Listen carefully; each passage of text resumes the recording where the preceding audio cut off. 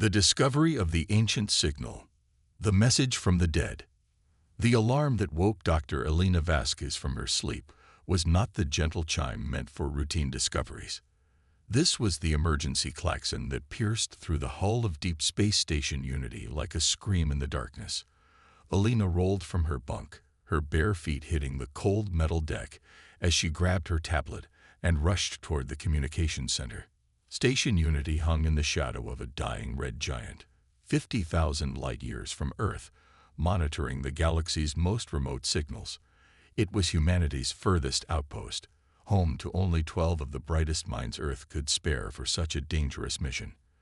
What they discovered that morning would change not just human history, but the fate of entire civilizations across the galaxy. "Elena, thank God you're here," Captain James Morrison called out as she entered the communication array. Morrison was a mountain of a man, his gray beard hiding scars from humanity's last territorial war. His crew called him Iron Morrison, and his steady presence had kept them sane during 3 years of isolation.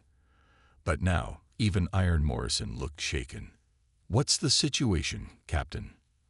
Elena asked, her fingers already dancing across the holographic displays. As the station's lead xenobiologist and communications expert, she had spent years searching for signs of intelligent life. What she saw on the screens made her heart race with excitement and terror. "We've got an artificial signal, Elena, and it's old. Older than human civilization." Morrison pointed to the wave pattern analysis scrolling across multiple screens. "It's been broadcasting continuously for over 50,000 years. Elena's breath caught in her throat. 50,000 years meant this signal began transmitting before humans had even developed agriculture. She pulled up the source coordinates and felt a chill run down her spine. The signal originated from the galactic core, the most dangerous region of space known to humanity. "Has anyone else heard this?" she asked. "That's the strange part," Morrison replied. "The signal is incredibly faint and broadcasted on a frequency that most species wouldn't even monitor. It's almost like whoever sent it was trying to hide it from someone." Young Zora Al-Hassan looked up from her quantum analysis station, her dark eyes wide with excitement. At only 26, Zara was the youngest team member, but her genius with pattern recognition had already saved the station twice from cosmic disasters. "Dr. Vasquez, I've been running the mathematical sequences through every decryption program we have. This isn't just a signal. It's a message, and part of it appears to be coordinates." Elena moved to Zora's station, studying the complex mathematical patterns that filled the screen. Her expertise in xenobiology had taught her that intelligence often expressed itself through mathematics, the universal language that transcended species barriers. What she saw here was undeniably the work of a highly advanced civilization. "Show me what you've found," Elena said quietly. Zara's fingers flew across her interface, highlighting specific sections of the repeating pattern. "Look at this sequence here. It starts with prime numbers, then moves into geometric progressions, and finally complex equations that I think represent stellar coordinates. But there's something else embedded in the message." She pulled up a 3-dimensional model that made everyone in the room gasp. The mathematics had formed a map, showing the positions of star systems in their local galactic region. But overlaying the map were 2 distinct patterns, like armies facing each other across a vast battlefield. "My God," Elena whispered, "it's showing us a war." The warning from the past. Over the next several hours, the team worked frantically to decode more of the ancient message. What they discovered chilled them to their cores. The signal wasn't just a historical record. It was a warning and a desperate plea for help. Captain Morrison called an emergency meeting in the station's small conference room. The 12 crew members gathered around the circular table, their faces lit by the glow of holographic displays showing the decoded message. "Ladies and gentlemen," Morrison began, his voice grave, "what we've discovered changes everything we thought we knew about our galaxy. Elena, would you please share what you've learned?" Elena stood, activating the room's central projector. The space above the table filled with a stunning display of stars, planets and the sweeping arms of their galaxy. But this wasn't the peaceful cosmic vista they were accustomed to seeing. This map showed destruction on an unimaginable scale. The civilization that sent this message called themselves the Architects. Elena began. Based on their mathematical references, they were incredibly advanced, capable of manipulating matter at the quantum level and traveling faster than light. But approximately 50,000 years ago, they encountered something that terrified them. She manipulated the display, showing two distinct regions of space highlighted in different colors, one burning red, the other deep purple. They discovered an ancient war between two massive galactic powers. The first calls itself the Dominion of Suns, beings of pure energy who consumed stellar matter to fuel their expansion. The second is known as the Shadow Collective, a hive mind species that converts entire worlds into extensions of their consciousness. Zara leaned forward, her young face pale with understanding. Dr. Vasquez, how long has this war been going on? According to the Architects' calculations, over 10,000 years when they sent this message. That means the war has now been raging for at least 60,000 years. Elena paused, letting the magnitude of that time frame sink in. The Architects' entire civilization was caught between these two forces and destroyed. But before they died, they managed to calculate something extraordinary. The display changed, showing complex mathematical proofs and equations that hurt to look at directly.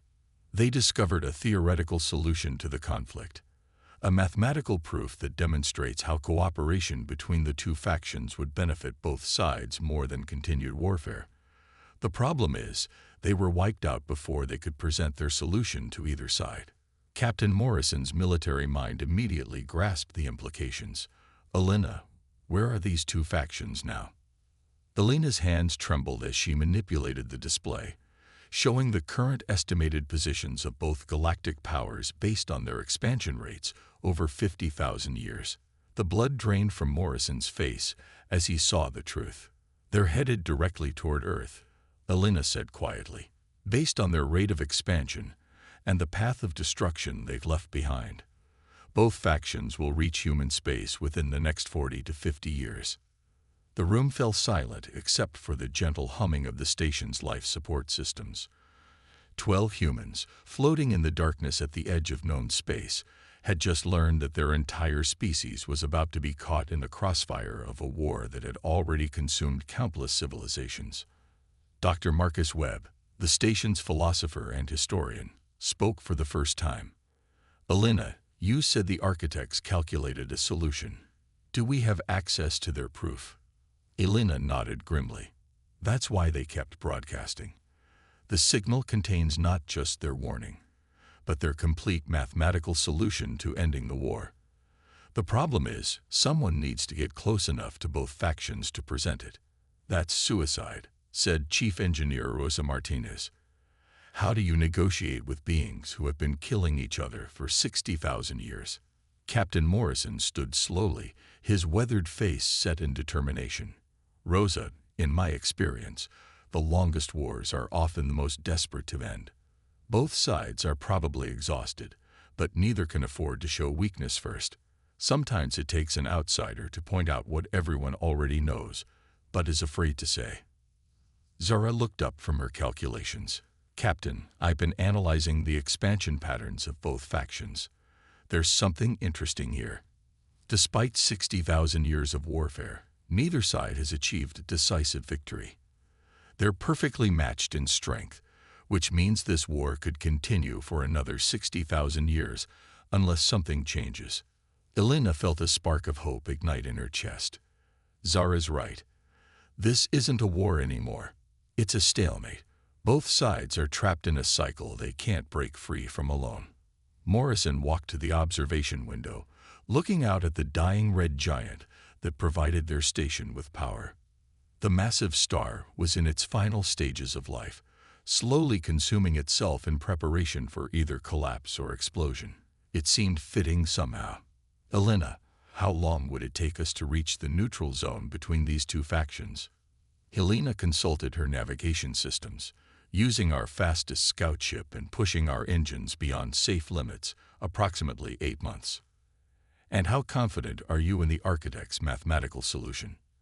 Elena exchanged glances with Zara, who had spent hours verifying the ancient equations. Captain, their mathematics are flawless. If both sides could see past their hatred long enough to understand the proof, it would work. Morrison turned back to his crew, his eyes reflecting the same determination that had earned him the nickname Iron Morrison. Then we have a choice to make. We can send a warning to Earth and hope humanity can prepare for a war against forces that have been fighting for 60,000 years. Or we can take the architect's solution directly to both factions and try to prevent that war from ever reaching human space. The silence stretched for long minutes as 12 humans contemplated a decision that would affect not just their own species, but potentially dozens of civilizations throughout the galaxy. Finally, young Zara spoke up, her voice steady despite her youth.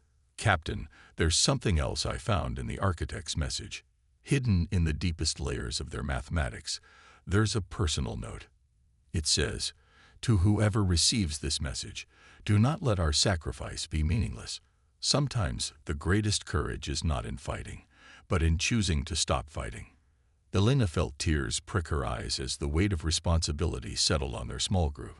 Somewhere in the vast darkness of space, two galactic civilizations continued their ancient dance of destruction, unaware that the solution to their eternal conflict rested in the hands of 12 humans from a small blue planet at the galaxy's edge, all in favor of attempting to mediate between the Dominion of Suns and the Shadow Collective. Morrison asked. One by one, 12 hands rose in the air. The decision was unanimous. As Elena began plotting their course toward the most dangerous region of known space, she couldn't help but think of the architect's final message. Sometimes the greatest courage was in choosing to stop fighting. In 8 months, they would discover if humanity possessed that kind of courage, and if the galaxy's oldest enemies could learn to see each other as something other than obstacles to be destroyed. The mediation that changed the galaxy. Into the heart of darkness.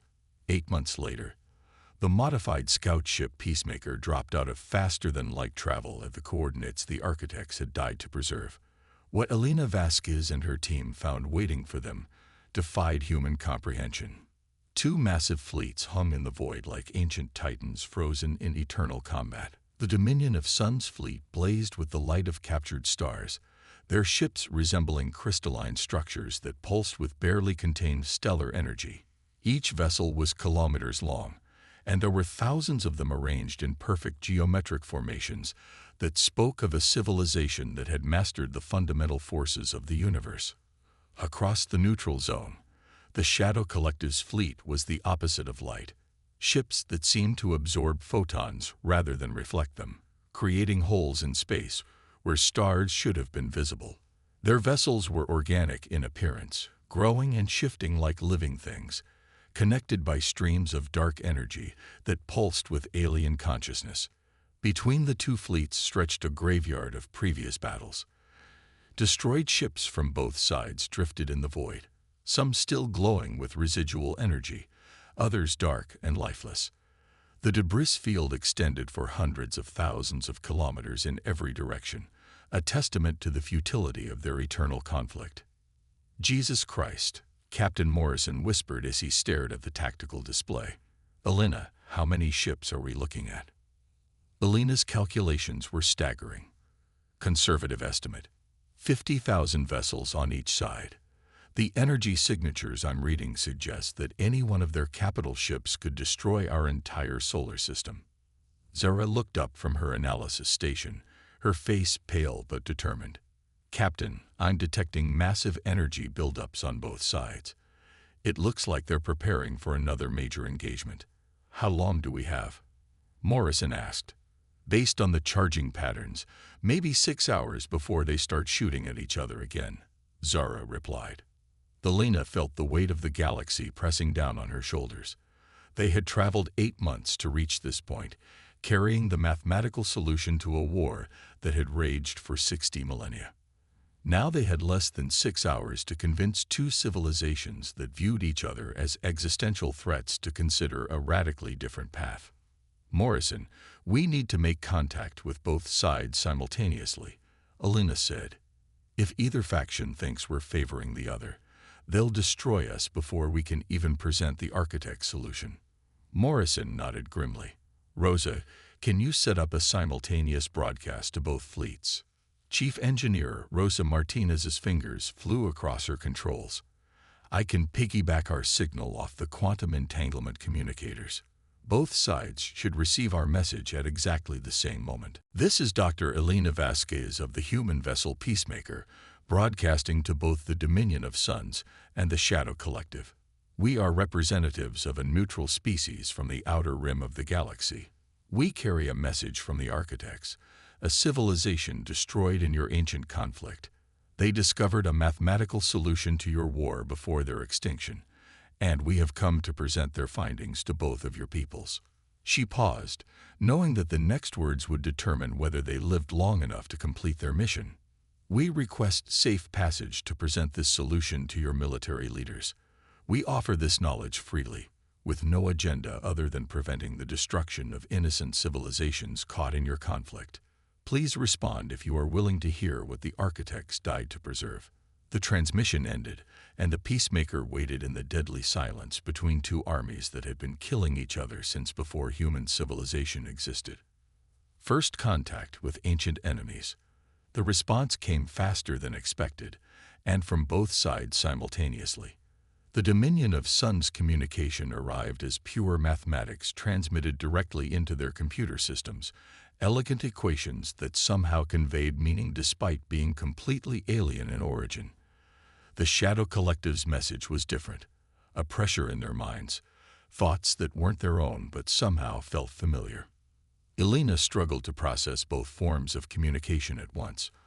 I think they're both saying the same thing. They're willing to hear us, but they want guarantees that this isn't a trap set by the other side. How do we prove our neutrality to civilizations that have been trying to kill each other for 60,000 years? Morrison asked.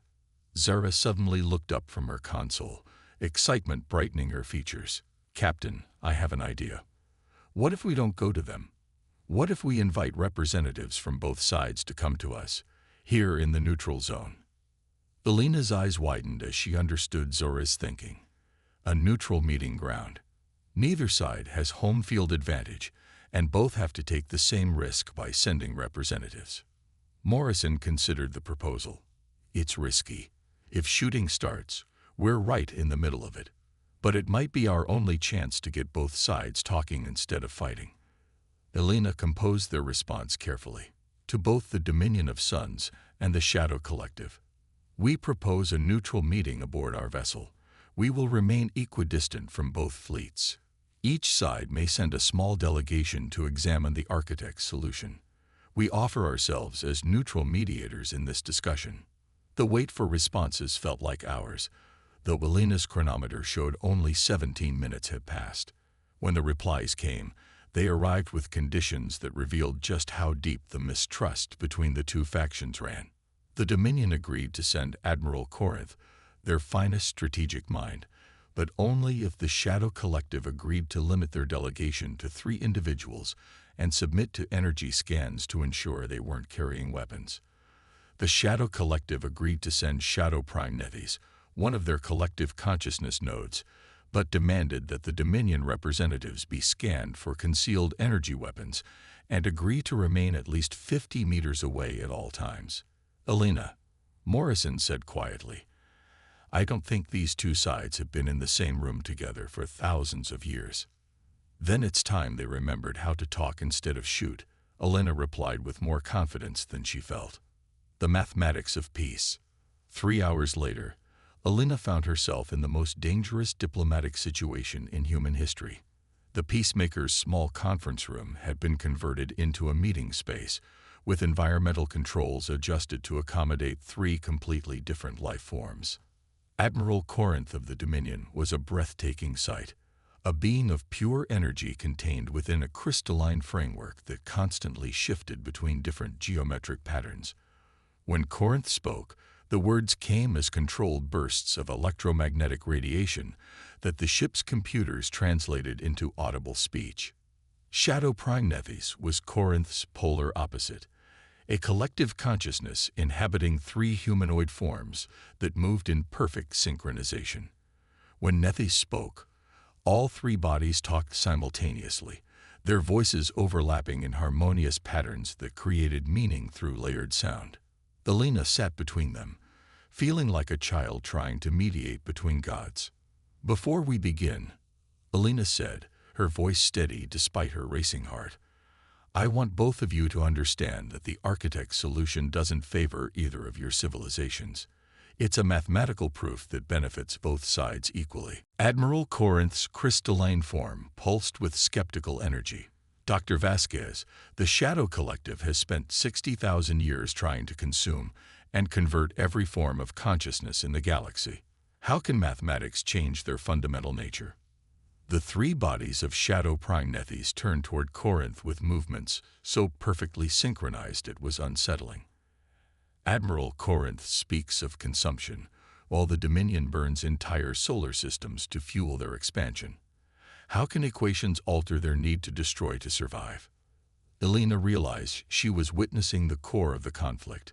Both sides genuinely believed the other was an existential threat that could never be reasoned with.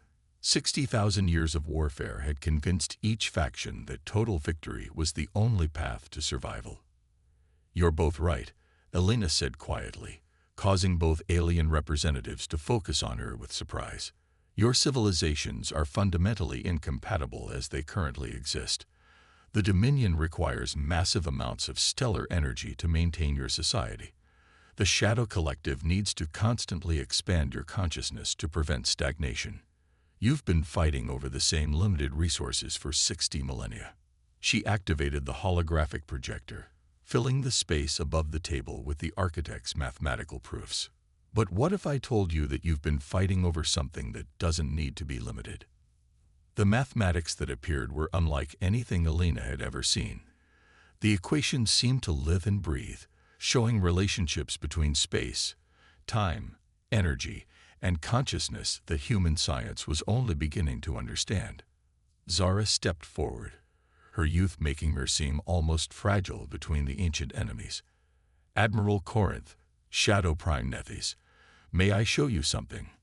Both alien representatives indicated their consent, though they continued to watch each other warily. Zara manipulated the holographic display, showing a three-dimensional model of their local galactic region. "You've both been expanding outward, competing for the same stars, the same planets, the same space, but according to the architect's calculations, you don't have to." The model shifted, showing layers of reality that existed in the same physical space, but on different dimensional planes. The Dominion of suns could expand into the higher energy dimensions, where stellar matter exists in much more concentrated forms. The Shadow Collective could expand into the consciousness dimensions, where the thoughts and dreams of entire species exist as explorable territory. Admiral Corinth's form flickered with what Alina interpreted as amazement. The energy densities in the upper dimensions would be thousands of times greater than anything we can access in normal space. Shadow Prime Nethys spoke in perfect unison, their voices filled with wonder.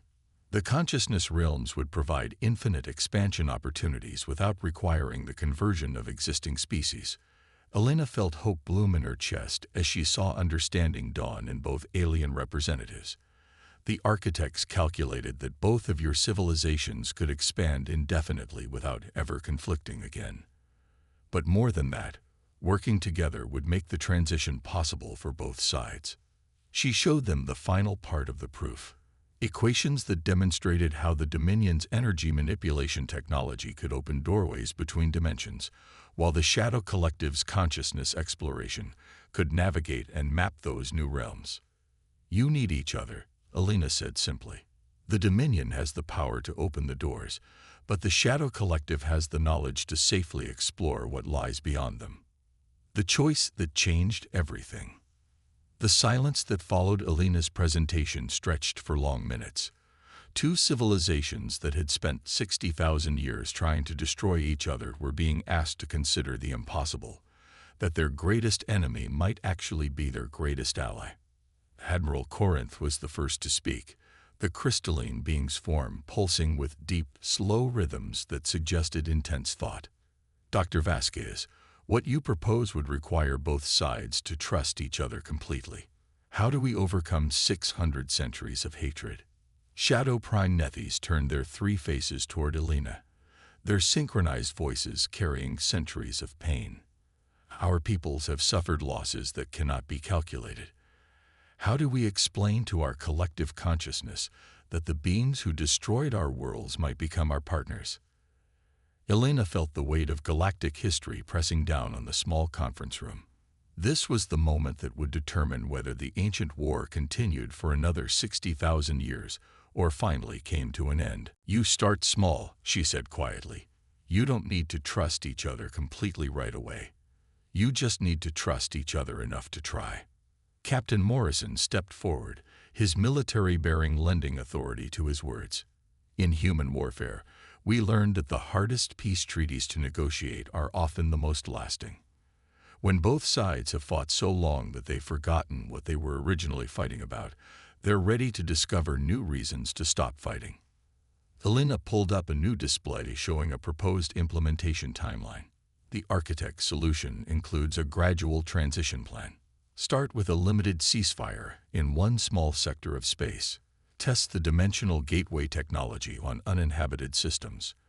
Let both sides see the benefits before committing to larger changes. Zara added her voice to the discussion, her youthful perspective cutting through millennia of accumulated hatred. Admiral Corinth, Shadow Prime Nethys, you've both proven that your civilizations can survive anything the galaxy throws at them. You've fought for 60,000 years without either side achieving victory. Doesn't that prove you're strong enough to try something completely different?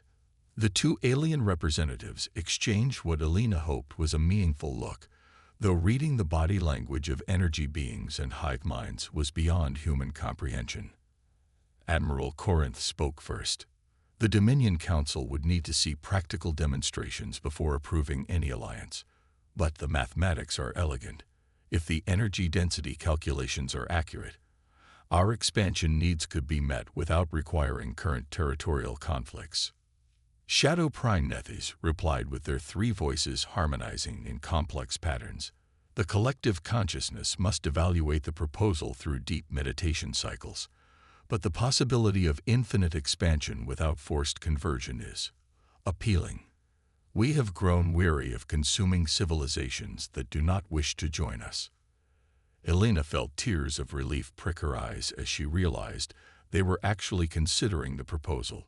What would you need from humanity to make this work? Both alien representatives seemed surprised by the question. You've given us the solution, Admiral Corinth said. What more could we ask? Elena smiled, thinking of the millions of human diplomats, scientists, and peacekeepers back on Earth who had spent their careers trying to solve much smaller conflicts. We could offer to act as neutral mediators during the transition period.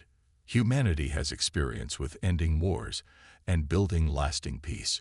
We could help both sides navigate the challenges of working together instead of fighting. Shadow Prime Nethys leaned forward with all three bodies, their synchronized movement conveying intense interest. A neutral species to oversee the implementation of the architect's solution. Yes, this could provide the trust framework needed for success. What happened next would be remembered throughout galactic history as the moment when humanity took its place among the great civilizations of the galaxy. Admiral Corinth and Shadow Prime Nethys, representing two civilizations that had been locked in mortal combat for 60,000 years, simultaneously extended gestures of agreement. Admiral Corinth's crystalline form pulsed with warm, golden light, apparently the Dominion equivalent of a handshake. Shadow Prime Nethys reached out with all six hands, offering them to both Elena and Corinth in the Shadow Collective's gesture of trust and partnership. Elena felt the magnitude of the moment as she clasped the alien hands, while Captain Morrison documented everything for the historical record. 60,000 years of warfare was ending not with a final battle, but with a choice to try something better. The new Galactic Age. 6 months later, Elena stood on the observation deck of humanity's first diplomatic station in the Galactic Core, watching something that had been impossible just a year before. Dominion of Sun's engineering ships worked alongside Shadow Collective exploration vessels, opening the first stable gateway to the higher dimensional realms. The first dimensional transition had been a complete success. The Dominion discovered energy densities that exceeded their wildest projections, while the Shadow Collective found consciousness realms filled with willing participants in their collective experience, beings of pure thought who had been waiting eons for contact with physical reality. More importantly, dozens of civilizations that had been hiding from the ancient war were emerging from their hidden worlds, eager to participate in what historians were already calling the new Galactic Age. The mathematics of cooperation that the architects had died to preserve were being applied to challenges throughout the galaxy. Captain Morrison joined Elena at the observation window, both of them watching the impossible sight of former enemies working together with an efficiency that amazed even the aliens themselves. "Elena, I've been thinking about something the architects wrote in their final message," Morrison said quietly. "What's that, Captain?" "They said sometimes the greatest courage is choosing to stop fighting. But I think they missed something." Morrison smiled as he watched a Dominion energy beam perfectly synchronize with a Shadow Collective consciousness probe to open a gateway that blazed with the light of new possibilities. "Sometimes the greatest courage is choosing to start working together." Elena nodded, thinking of the long journey from their remote monitoring station to this moment, when the galaxy's oldest enemies had become its newest partners. The architects had given them the mathematical solution, but it had taken human determination and the willingness of two ancient civilizations to look beyond their hatred that made peace possible. As the first ships began crossing into the dimensional realms, Elena knew that no generation would forget this day. The day when humans proved that even the longest wars could end, even the oldest enemies could become allies, and even the most impossible problems could be solved when beings chose cooperation over conflict. The galaxy would never be the same, and for the first time in 60,000 years, that was exactly what it needed.